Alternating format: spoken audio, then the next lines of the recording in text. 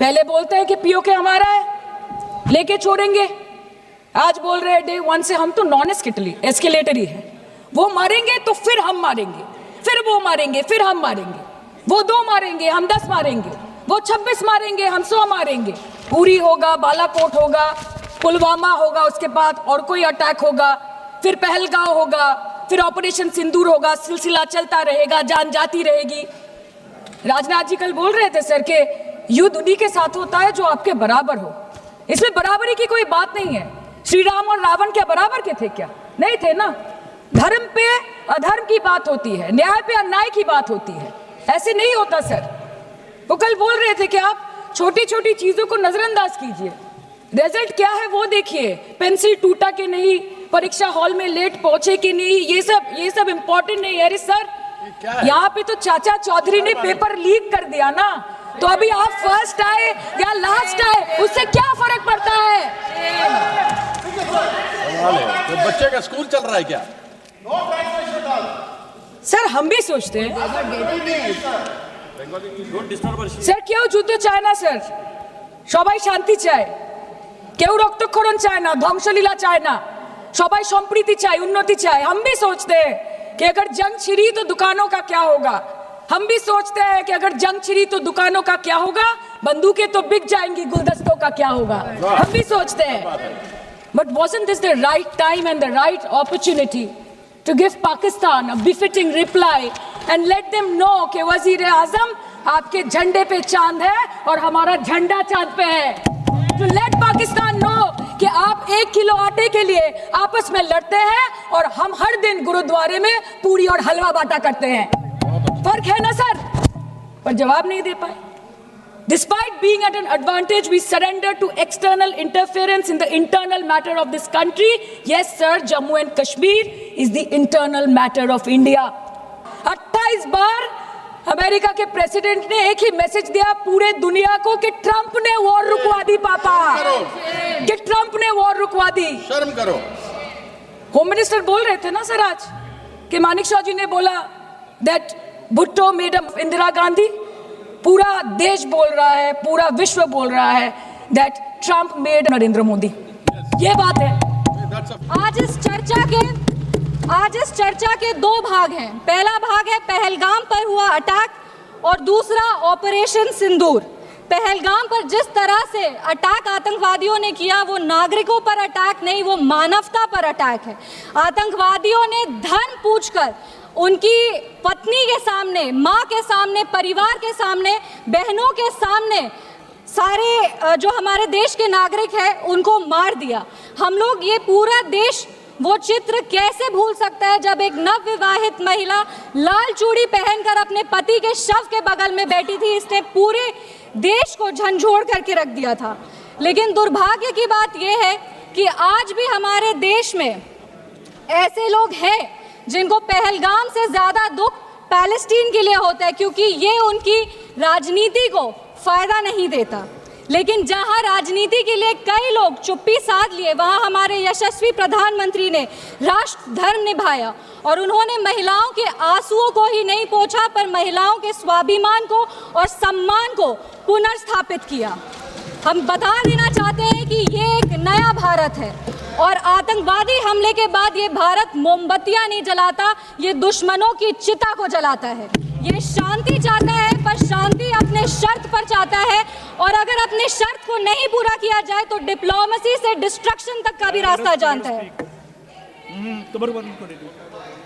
इसी बात पर हम एक शायरी कहना चाहेंगे, खतों का दौर गया अब फरमान भेजे जाते हैं, जो करते हैं भारत की आत्मा परवार वो सीधे कब्रिस्तान भेजे जाते हैं। अभी अपने कांग्रेस के साथियों का बात सुन रही थी और वो कह रहे थे कि 1971 में इंदिरा गांधी ने ये किया है, 1971 में इंदिरा गांधी ने वो किया, पर वो कभी भी 1971 का क्रेडिट बिहार के बेटे जगजीवन राम जी को नहीं देते हैं, जो तब के रक्षा मंत्री थे। बांग्लादेश ने उनको 1971 का वॉर हीरो डिक्लेयर किया था, और रक्षा मंत्री होने के जंग के बाद भी उन्होंने सैनिकों के रिहैबिलिटेशन के लिए काम किया।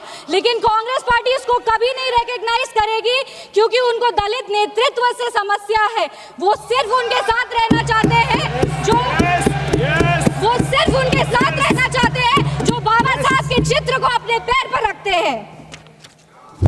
हम ऑपरेशन सिंदूर की बात करें तो ये सिर्फ टेरर लॉन्च पैड्स को ध्वस्त नहीं किया, ये पूरी की पूरी तरीके से पाकिस्तान के हौसले को ध्वस्त कर दिया है।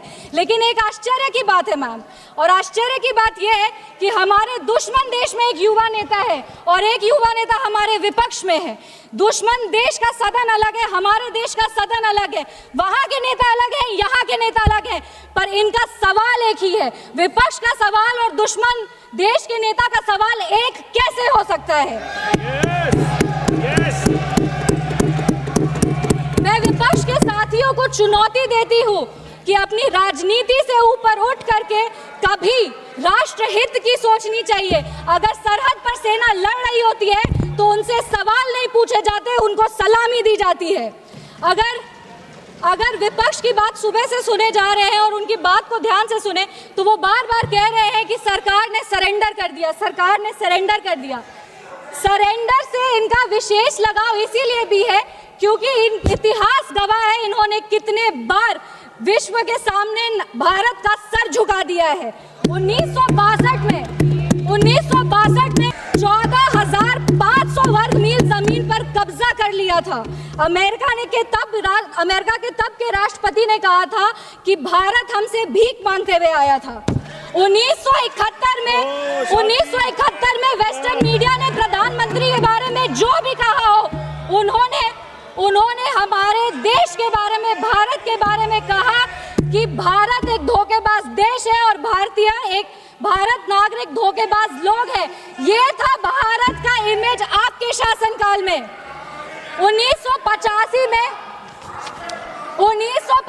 में CIA के क्लासिफाइड रिपोर्ट्स है कि विदेशी तंत्र भारत की सरकार को चलाती थी। इनसे जवाब मांगिए। 2001 विश्व के सबसे बड़े लोकतंत्र के सबसे बड़े मंदिर पर हमला हुआ और ये लोग चुप बैठे रह गए।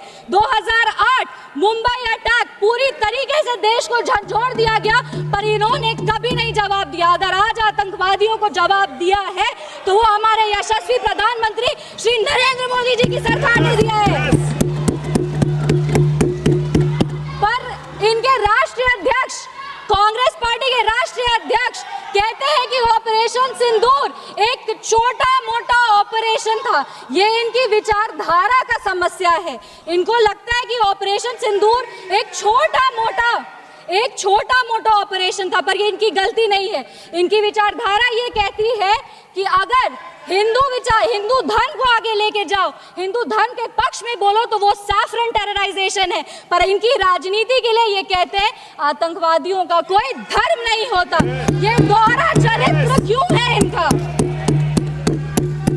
आतंकवादियों ने हमारे नागरिकों को धर्म पूछकर मार दिया। हम उनको कहना चाहते हैं कि जिस सनातन को मुगल की तलवार नहीं खत्म कर पाई, जिस सनातन को अंग्रेज की तोप नहीं खत्म कर पाई, उस सनातन को इनकी छोटी मोटी राजनीति क्या खत्म करेगी?